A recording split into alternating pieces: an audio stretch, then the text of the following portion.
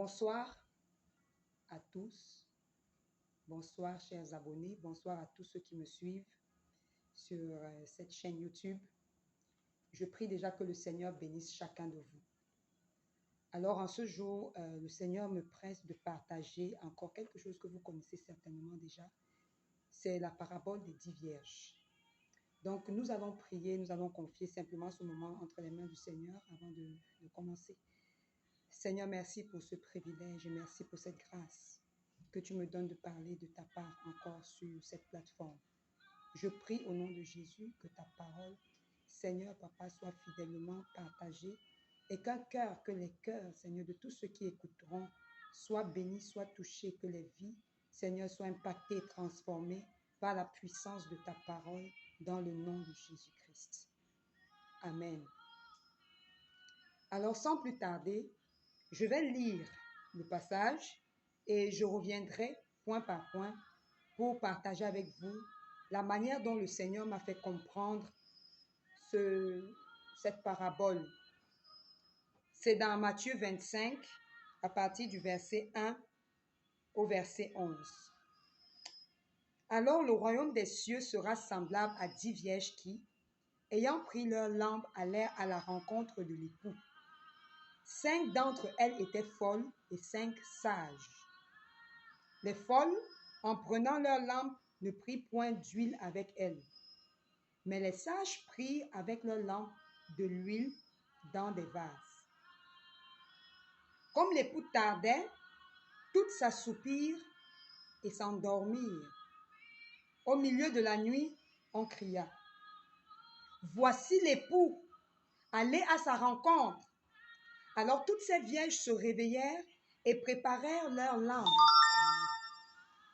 Les folles dirent aux sages: « Donnez-nous de votre huile, car nos lampes s'éteignent. » Les sages répondirent: « Non, il n'y en aurait pas assez pour nous et pour vous. Allez plutôt chez ceux qui en vendent et achetez-en pour vous. » Pendant qu'elles allaient en acheter, l'époux arriva. Celles qui étaient prêtes entrèrent avec lui dans la salle des noces et la porte fut fermée. Plus tard, les autres vierges vinrent et dirent: « Seigneur, Seigneur, ouvre-nous. » Verset 12. Mais il répondit: « Je vous le dis en vérité, je ne vous connais pas. » Verset 13. « Veillez donc, ou alors veillez donc, puisque vous ne savez ni le jour ni l'heure. » Donc, Matthieu 25, du verset 1 au verset 13. Bien-aimés, je peux sentir le Seigneur, le Saint-Esprit me pousser ces derniers temps à partager cette parole. Ça fait déjà quelques semaines. J'ai résisté jusqu'à ce jour où encore en songe, le Seigneur pouvait me montrer la fin des temps. Cette nuit même, c'est alors que j'ai dit et j'ai décidé de partager ceci avec vous pour le bien d'un plus grand nombre.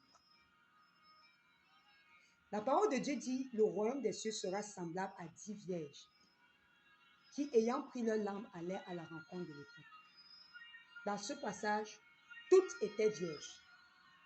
Ça veut dire qu'elles avaient le même statut. Mais seulement, il y a un distinguo qui va se passer par la suite. Il y avait 5 qui étaient sages, mais il y avait aussi 5 qui étaient folles. Et ce qui faisait des 5 sages, des sages, c'est simplement parce qu'elles étaient allées prendre leur lampe avec l'huile qui permettait à la lampe de briller. Mais seulement, elles avaient pris des vases où elles avaient mis de l'huile en réserve. Et ce qui faisait des 5 vierges folles, des folles, c'est parce qu'elles avaient également pris des lampes avec l'huile qui permettait aux lampes de briller, mais elles n'avaient pas fait de réserve. Bien-aimés, nous sommes dans des jours compliqués. Plus nous tendons vers le retour du Seigneur, plus les jours deviennent mauvais. Et ici, je parle aux chrétiens. Je parle aux personnes qui peuvent être identifiées comme des enfants de Dieu. Je voudrais vous dire, bien-aimés dans le Seigneur, ayez de la réserve. Passez du temps dans la prière. Passez du temps dans le jeûne. Méditez la parole de Dieu. N'attendez pas seulement les programmes d'église pour y être fidèle, mais prenez sur vous-même la responsabilité de votre salut. Parce que s'il arrive que vous ne soyez pas mort avant que le Seigneur Jésus n'arrive, ou alors avant que les temps ne se compliquent davantage et davantage, les jours viennent bien aimés et on peut déjà le voir. Ou même les enfants de Dieu qui étaient les plus fidèles vont commencer à se refroidir. Et c'est la parole de Dieu qui le dit.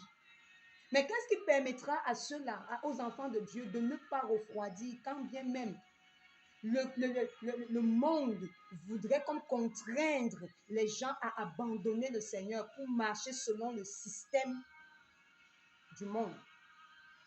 C'est la réserve. C'est la réserve, bien-aimé. Les jours sont mauvais et ne seront pas meilleurs. Peut-être il y en a certains qui prient et qui se disent, après tout ce que nous vivons, les choses redeviendront meilleures et tout ira bien. Je ne veux pas te choquer, je ne veux pas te décevoir, mais je ne crois pas que les jours deviendront meilleurs. Parce que selon les prophéties bibliques, avant le retour du Seigneur Jésus-Christ, il y aura trop de calamités sur la terre.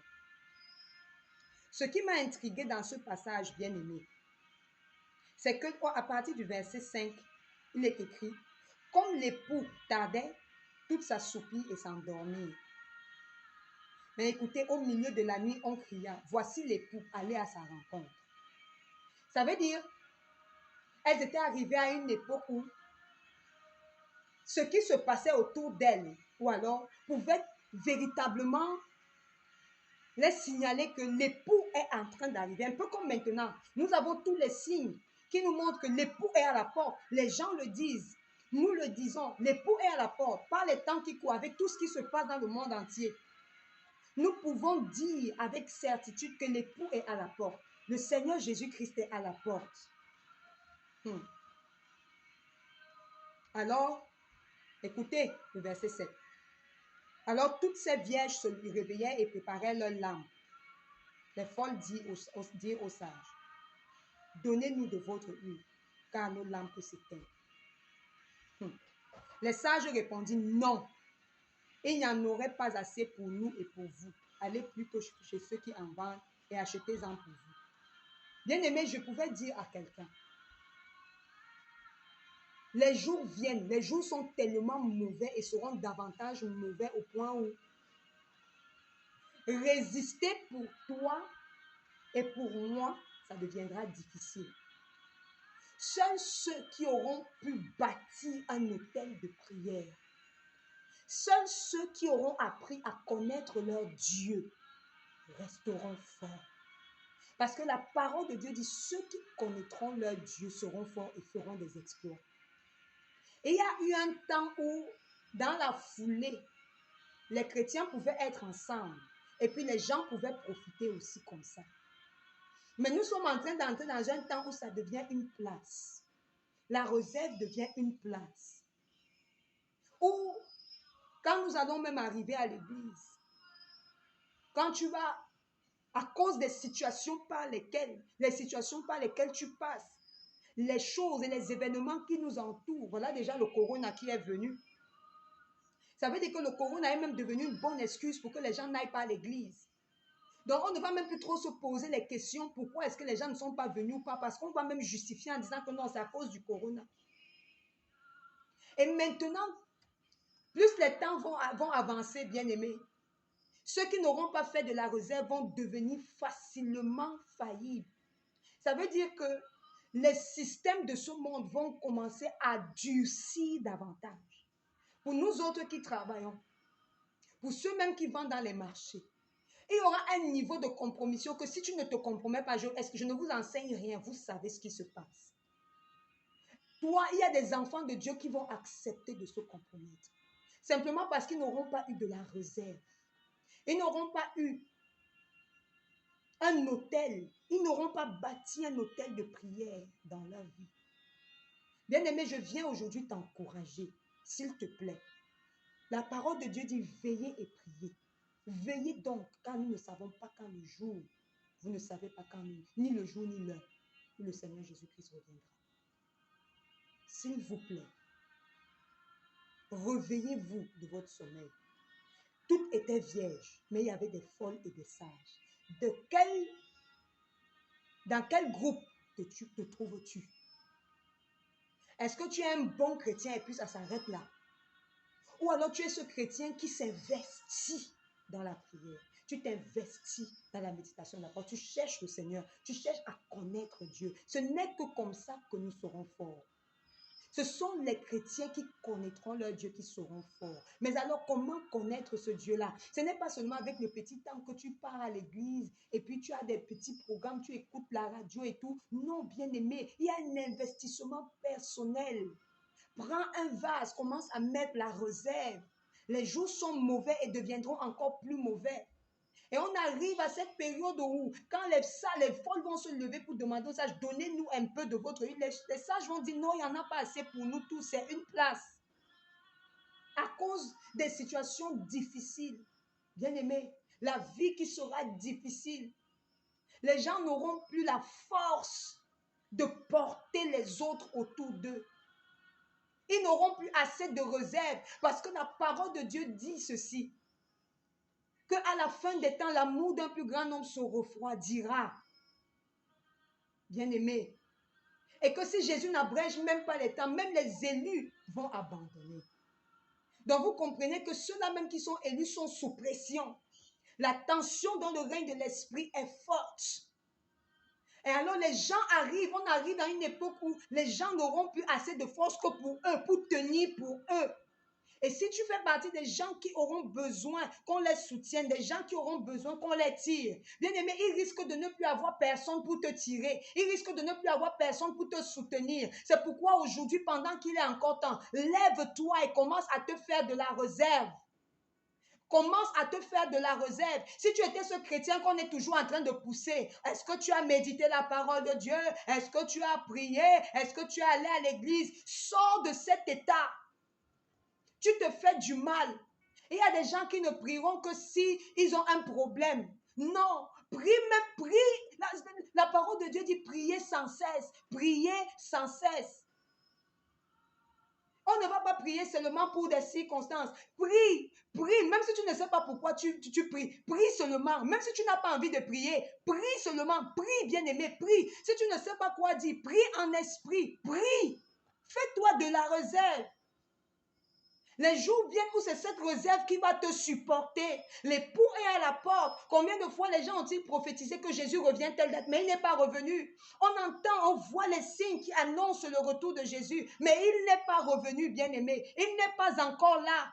Et plus les gens se fatiguent en esprit, et ceux qui n'ont pas de la réserve abandonnent. Même les pasteurs et les enfants et toutes sortes, je ne sais pas moi, de catégories de chrétiens.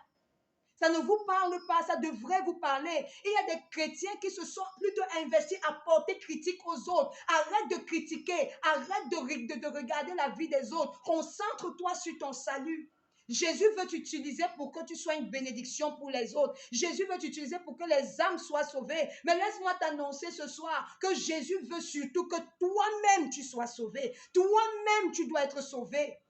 C'est pourquoi cette réserve est pour toi et elle ne peut pas être partagée, même pas avec d'autres vierges autour de toi, qu'elles soient sages ou qu'elles soient folles. Cette réserve, c'est pour te soutenir au jour de l'adversité. C'est pour te soutenir à l'approche quand l'époux sera annoncé.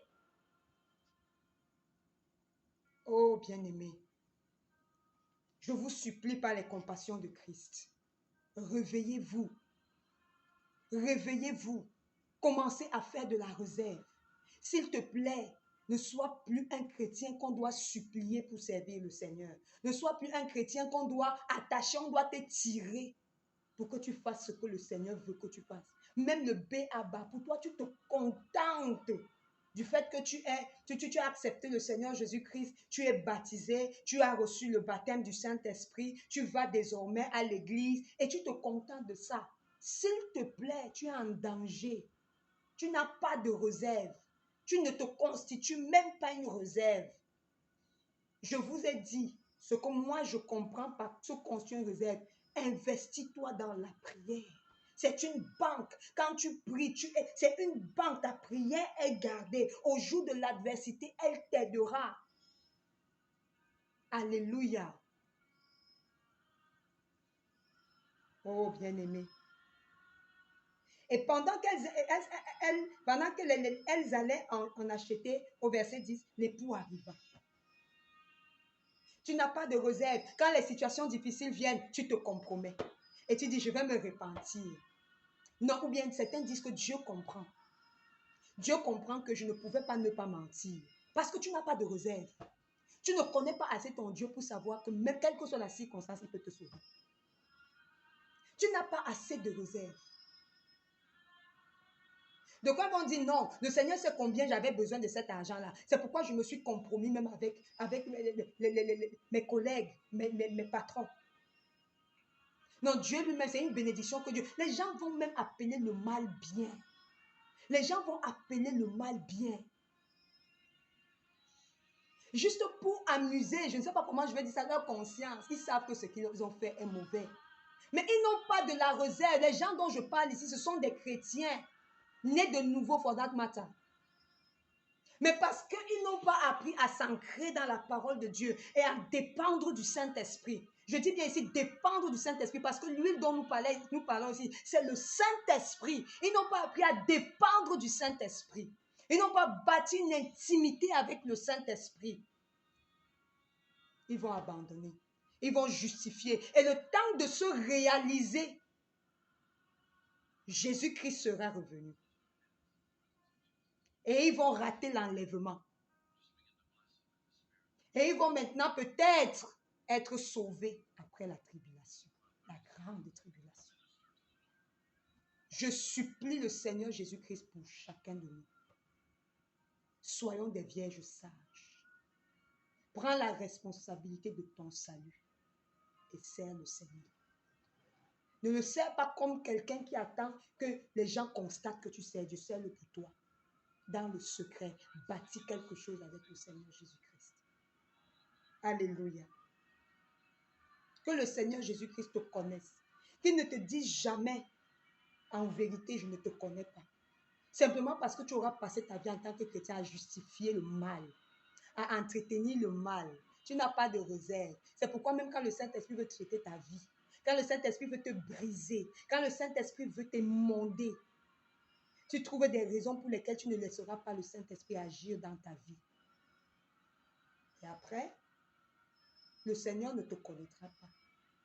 Parce que les haineux n'hériteront pas le royaume des cieux. Les fornicateurs, les menteurs n'hériteront pas le royaume des cieux. Qu'est-ce que vous voulez que je dise? Ceux qui produisent au jour le jour le fruit de la chair n'hériteront pas du royaume des cieux. Donc je prie aujourd'hui pour chacun de nous. Veillons et prions, puisque nous ne savons ni le jour, ni l'heure. Que Dieu vous bénisse. Shalom.